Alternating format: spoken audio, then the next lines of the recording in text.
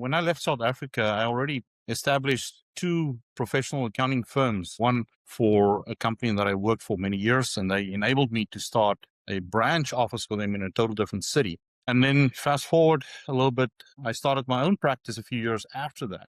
Starting the career in the US was hard because I was a partner. I had people, I had offices, everything. And, thanks to PwC, they took a chance with me, but I was a staff level all of a sudden again. I reported to people that was my junior in my previous country, but you have to do a mindset at that point because I viewed it as this was only a stepping stone. I had a lot to contribute because my colleagues at that point were fresh out of college.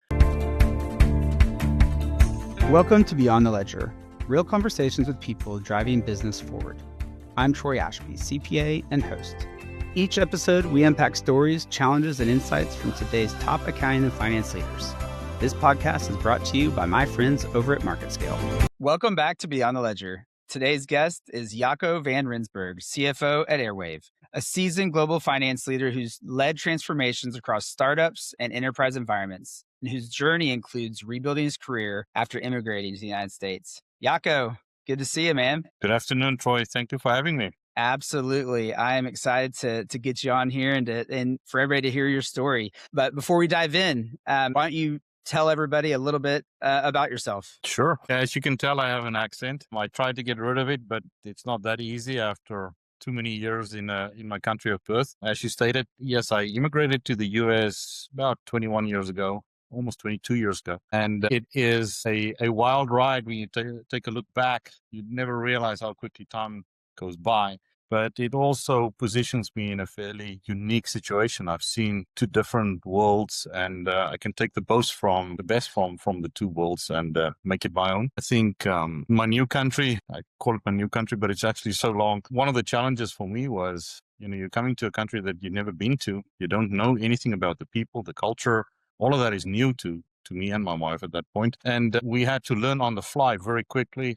Learning curve was steep. It's one thing to learn a little bit about the business culture, but socially, we've been in some awkward social situations where we had to quickly, no, this is not the way it's done in the US, where, Europe and country of birth is a little bit more similar in terms of social norms and stuff, but the US is literally different. And, it only made us stronger, literally. It enabled us to understand different cultures very quickly, and that was helpful. I think the biggest challenge for us was we had no network here. We knew nobody. We've never been to the US before we got on that plane, and that made it a little bit stressful because there was no safety net for us.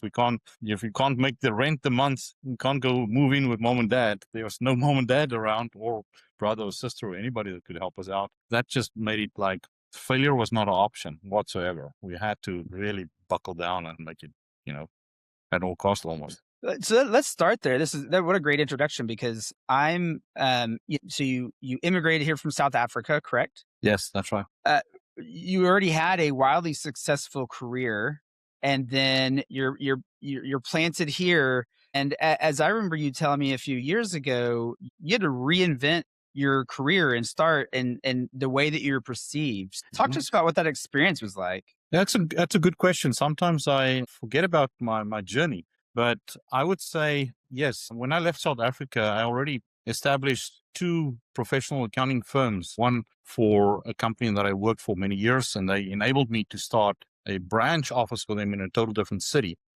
And that included from finding office location to hiring a full team and running a whole office. And I was fairly young. I was 20, 26, 27. I had a complement of 13, 14 people reporting to me.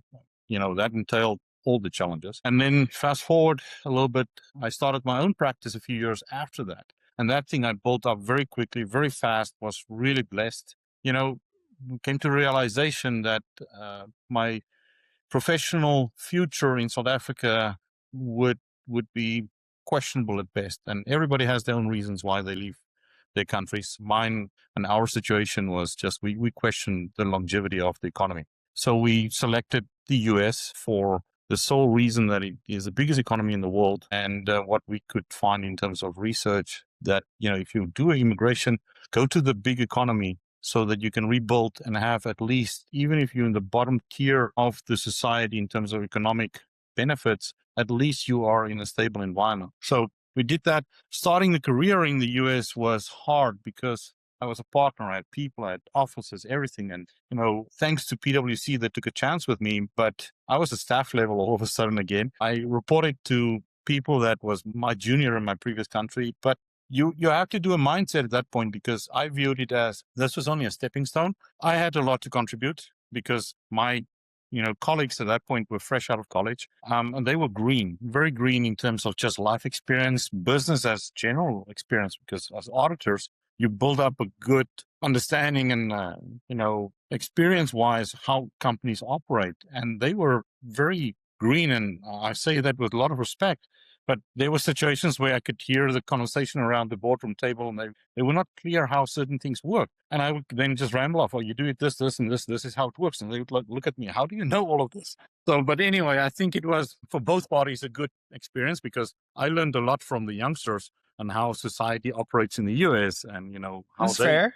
how they operated back then. I remember the first exposure was to instant messaging. PwC had their own internal instant messaging system. That was totally new to me. But you quickly adapt, you learn and adjust. So what?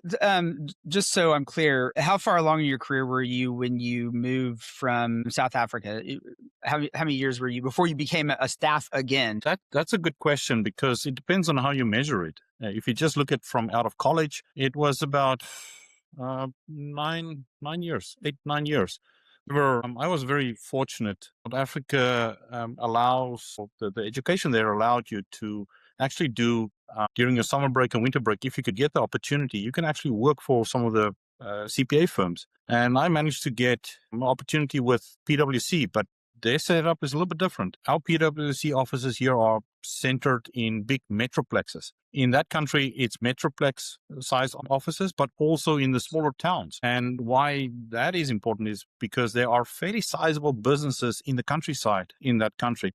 And they also need high quality auditing, duties. And that's how I ended up working for PwC in one of the, countryside offices. And I ended up, after the total years that I worked for them as a kind of an intern or a student, I did the equivalent of a full years of staff level auditing at, if you were full-time employed. So, I had a vast variety of experience by the time I arrived in the US, because it was not just auditing, it was a lot of tax consulting. The structure of that country in terms of how their financial system and IRS operate is a little bit different. Their legal system is a little bit different in terms of company structure. At that point, all companies had to be audited. Whether it was a mom and pop company or whether it was a public company, it had to be audited. Luckily, that changed because the workload just became exorbitant in that country. Well, so all right, so you've spent your 10 years or more. You've come to the United States. You're starting back over as a staff. Obviously, you've got a lot of value to give and give and take there. And now the Jaco that I know, right, CFO, the guy that jumps into fires, and the fixer, and these PE-backed organizations. So close the gap. What was the in between there that's relevant, and then what steps did you take that might be something the audience might want to hear? I think what's really important is two things. You need to be honest with yourself at all times in your career, because you can be jumping ship too quickly in terms of you think you are not being recognized and paid what you should, and you move on to the next organization or the next position too quickly. Or you can be complacent and you like the environment, it's nice and cushy, and you're not growing. So you literally have to be fairly honest with yourself. And that sometimes takes a little bit of self-reflection at times. And in my case, with PwC, I actually has a lot of respect for that company, and I will always, for the rest of my life, be thankful for what they offered me. But my particular situation when I was with them in the US was I'm at a staff level. I didn't get exposure as fast, as quickly as I needed to get acclimated. My visa also had some limitations on it. So I managed to get a company that offered me an opportunity within, industry. And it was the industry that I had zero experience in auto financing, subprime. But they took a chance with me and they sponsored my visa at that point. And I ended up staying with that company for a very long time. Long story short, that company went through the financial crisis of 2008, and I was one of the last 30 out of a company of over 1,600 employees that was retained and kept. So I think they saw some value in what I brought to the table as well. But that opportunity set up a whole different learning curve for me. All of a sudden, I was, up to my eyeballs in doing financial forecasting and building models in Excel. This is many years ago, before you had some of the nice tools that we have nowadays. But that set myself up for a skill set that I could then leapfrog going forward and forward and forward. So, enrolled on to the next opportunity, more seniority, smaller company, but a lot of exposure, international shipping. Once again, something totally different from financial. Learned on the fly, built a team, grew with the company during financial difficulty in terms of the 2008 crash. The economy was not, very great for the older folks around. And that then set myself to, I need to explore a little bit of opportunities in a bigger organization. Established, I've been with smaller organizations my whole career, which was also great. I think I was honest in the sense that I need to explore that opportunity to see, am I not missing out where I can grow and establish myself for a longer term? I think that was necessary for me to realize that in bigger organizations, there are a different mindset. Your exposure is different. There is many opportunities for progression, new projects, good mobility, but you need to know that your exposure in terms of experience and what you do is going to be a little bit more limited. It's way more deeper, but it's limited.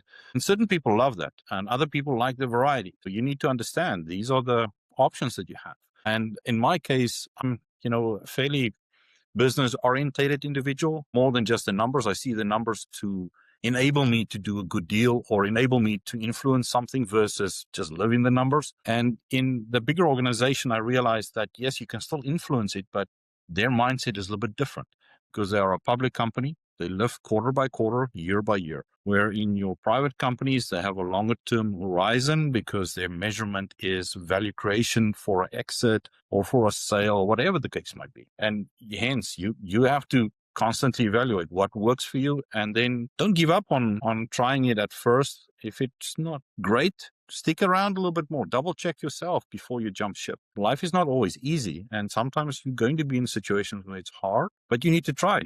Give it your all the whole time. And at some point, it's going to pay off. So you've built this career recently, these PE-backed, jumping in as the C-suite, the CFO. No PE firm operates the same. No PE firm has the same expectations of the CFO. Talk through some of those communication things and like that. There's a little bit of a push and pull effect when you come in, because usually there's a big need, and it could be a variety of things. But how's that been, and what have you learned along the way? That's a very good question, and I think you can ask any of my peers, any of the more seasoned people and me, or some of the people that has less years of experience, and they will all give you a little bit of a different answer. It depends on the experience.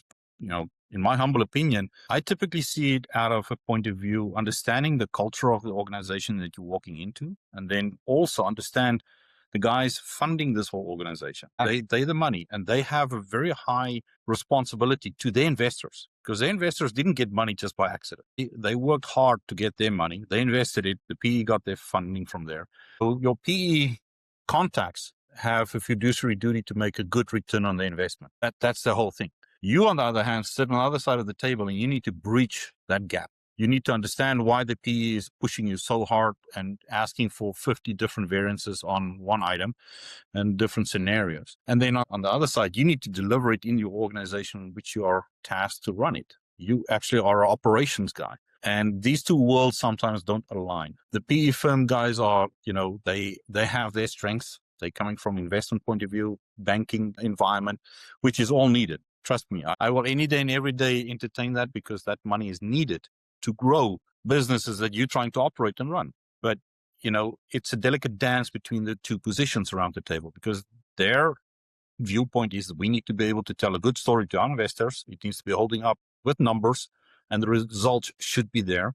And how they validate it is eventually when they take that investment and try to resell it or take it to the market again. That's where they get validation that the actual value creation that you were working on materializes into real money. On your side, you're dealing with, compliance every day, accounting compliance, internal controls, strategic decisions based on data, and everything in between that you need to be able to put together in order to achieve the growth and the value creation. So you have to be able to pivot, wear multiple hats very quickly, and keep focused. Sometimes you have to reprioritize multiple times a day, and that depends on what is needed for the success of the organization, and then also balance it with the needs of the PE environment.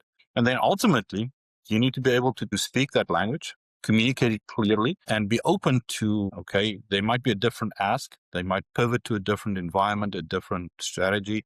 You need to be flexible, but I think you should also be comfortable challenging it, not always going with what they want to do as the money and the P, because they are not the operators. You are the operator. You are representing the organization around that table, and your expertise you need to be comfortable with and speaking up.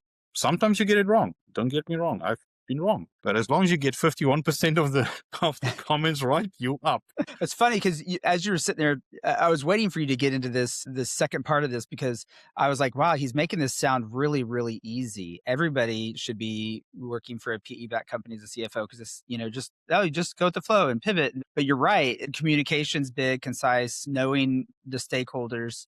Of those things that you've talked about, though, what do you think's made you so successful? Time and time again, you've stepped in and problem solved and been the fixer. But is there something that stands out that maybe you don't even know it about yourself? But I'm just curious, what makes a good CFO for a PE-backed company, and how you keep being successful in that space? I'm finding it hard to see it as successful, but there's always more to be achieved. I think if I need to evaluate it, I would say you are able to learn quickly, and your experience in terms of across multiple functional roles and projects will pay off over time. So if you can do whatever you're doing building up to your career, the more you can do, at some point, it will come together. It might not be directly in something that you do again, but at some point it will start paying off. And I think in my case, it might be a situation where I've been in fixing environments for a number of times. So I've seen normally the most extremes when you walk into whatever organization you're walking into, what needs to be fixed. And in some cases, the playbook or the recipe becomes fairly standard. The basics across different industries for accounting and internal controls and decision making is fairly similar. You need to use the same approach in terms of how you get structure in place, but then also be open to your environments are constantly changing. The market moves, our economy moves fast, competition moves fast, especially in the IT space. You constantly need to be able to pivot a little bit, sometimes not at 180 degrees, but sometimes you do a course correction of 20% or 15 degrees this way, 20 degrees that way. But you need to be able to do that, but also, I think, be able to connect with the different objectives internally in your own organization, but also with the investors. And the PE firm is obviously the big investor, but sometimes you have legacy original investors still floating around that you need to be mindful of as well. It's all about understanding your role. You have a fiduciary role for the money and the control or the financial resources that you are captaining that ship for. But you need to be mindful of not being always saying no. You sometimes need to be able to take a risk, but it's a calculated risk. You're not betting the family farm. You're betting a certain percentage. And if it goes south, you don't lose everything. I think it's a mouthful, but that's how I would see it. But I think you definitely gave us a really good idea and a background. I think something that maybe you wouldn't even admit this about yourself, but I know about you, that I think is a testament to a good leader, is you've also been able to bring along your lieutenants a few times and your staff a few times. And talk to me, not necessarily about how you've done that, but talk to me about what you've done from a retention standpoint or a development standpoint to keep getting to surround yourself with a team of people that you already trust who've been in those trenches with you. What have you done different, or give us some advice on that? I would share just my view on it. If it's advice for somebody, but how I approached it, and it came over years. As I said, I ran at least 2 CPA firms in South Africa, or offices, I should say. And in those environments, you are always heavily dependent on staff. And that environment is a training environment. You need to be mindful of your knowledge that you might be 6 months ahead of somebody, and that's in that environment, it's a lot. So you pass that knowledge on to the next generation, because collectively we are growing as a team. And I think some of that might have stuck. Moving into, industry, I think my approach have been, I don't mind passing everything that I know onto people in my team. I'm not a knowledge hog in that regard. Okay, I want to keep my edge and the competitive side. For me, there's always smarter people out there. They're going to outperform me every day and any day. But if I can help them to reach it quicker, then that's kudos to them, because I would love to see people that's smarter and work harder than me to accelerate and go past the little that I've achieved, because that helps the organization that they're working for. It helps our whole economy. Everybody's winning from that. And that has been my approach. And sometimes you get lucky. You get good people that cross your path. They are very sharp. They are open to learning, and personality-wise works well within you and who you are, because we're all a little bit different. And as soon as you have that situation, it goes a long way. Personally, I always try to look out for the personality first, whether it's a good fit for who I am and what I'm trying to achieve. And then if they have a little bit of experience gaps, that's easy to fix. It's really easy to fix, to train. But what I cannot change is the personality and the drive and just that package. And that's where I think some of the success might lie. And you constantly have to evaluate as well their needs in terms of, what's driving them. Do they want to learn more, or are they content with what they have in their position, and how they learn? Because everybody learns differently. Some people like to be challenged. You give them a project or a task and say, have at it. End result is XYZ. How you get there? Go for it. Maybe I learn how you get to that point. It might be different from how I would do. In other cases, you might find somebody in your team that needs a little bit more. Okay, break it down in steps. Go for A, B, and C. And then next time they would know how to approach it. So it literally depends. You actually said something that I think with a lot of these successful financial leaders that I've been having on the podcast, and you said it a little bit more clear than a lot of them have, but it's the same thing keeps resonating, because in what I do, people call me up and say, I need, the laundry list of 5 to 10 requirements. Oh, by the way, I also want this personality. Sometimes we're thinking it's 50-50. But you've said something that a lot of these successful CFOs have said, is that I can train, I can mentor, I can teach. But those other things you said, what, drive, personality. And I think sometimes people want it all, and being willing to lift somebody up, knowing that those intangibles that those people can't change is I think a big testament to good leadership, but also just a way to build a team around you. Yeah. And I view it also, if I hire somebody that ticks all the boxes, why would they take the position? They need to grow as well. If it was me, I always look for, are you growing? Because that tells me I have a learning spirit. And you're open to, keep on challenging yourself. And I think that's healthy for you as an individual, but also for the team. Everybody benefits from it. But, there's horses for courses. I'm not saying there's a right or wrong. I just view it as that is my opinion, my view, what has worked for me up to this point. Yeah. I'd love to, Airwave was generous enough to let you take some time and come on the show. I'd love for you just to tell us a little bit about Airwave, and kind of what that business is. And, within reason, I just would love to hear what Airwave's all about. Airwave is an interesting company. I've been in the IT space for a number of years, and Airwave provides for your multifamily housing sector, basically your apartment complex or your REITs. They would have a lot of these apartment properties. Airwave provides managed Wi-Fi to these properties. So Airwave would design a Wi-Fi network that can seamlessly move between the different areas and implement it, and then manage the monthly Wi-Fi activity and the service to these properties. Now, this industry is almost like the modern era of gas and electricity and water, right? Having internet is becoming a utility. You need to have it at properties. It's just the way our society functions. So in that regard, it's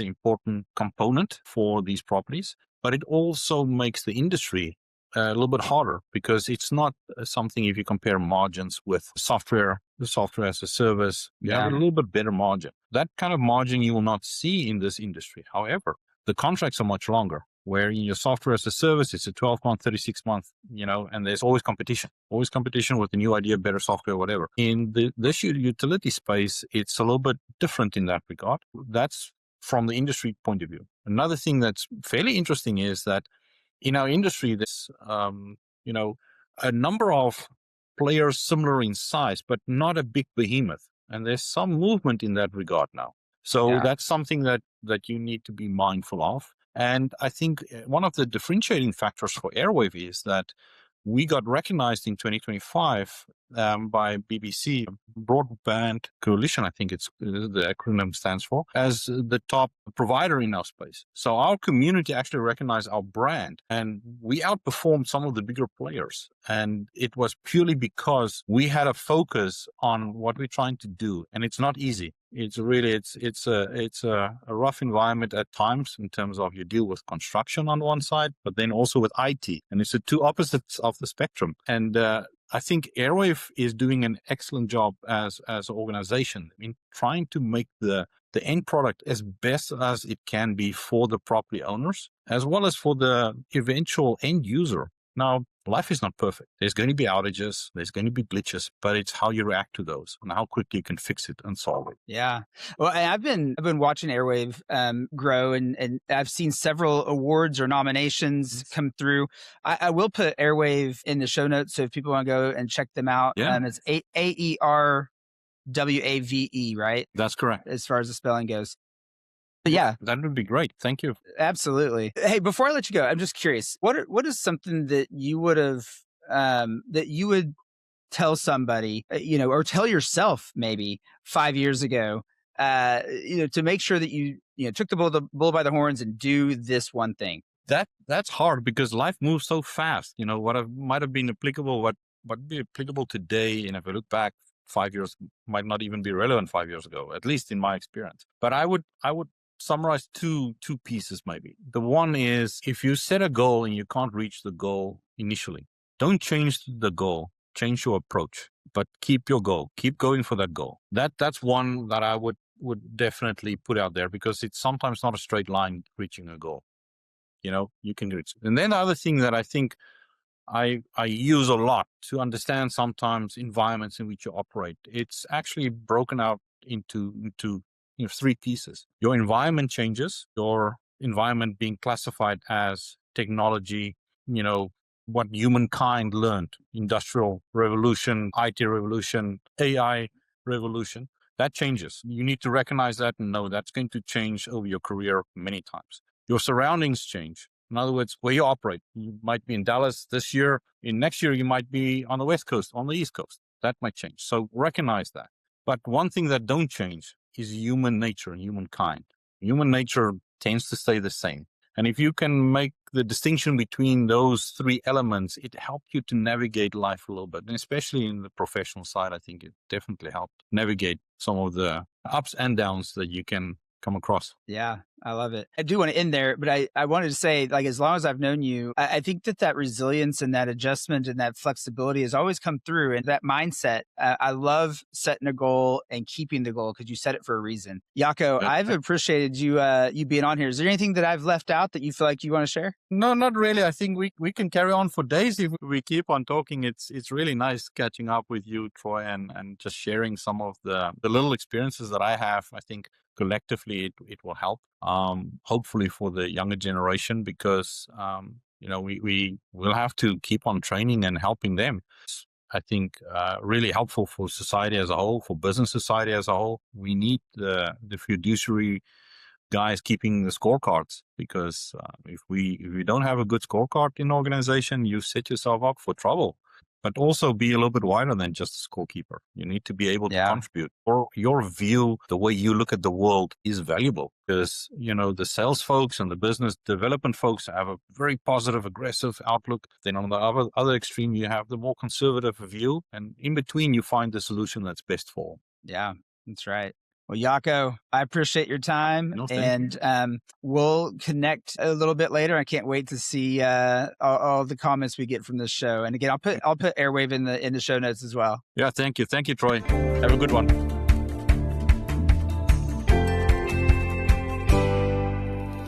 I'm Troy Ashby, and remember, people are more than their titles, and companies are more than their balance sheets. Follow Beyond the Ledger so you never miss an episode.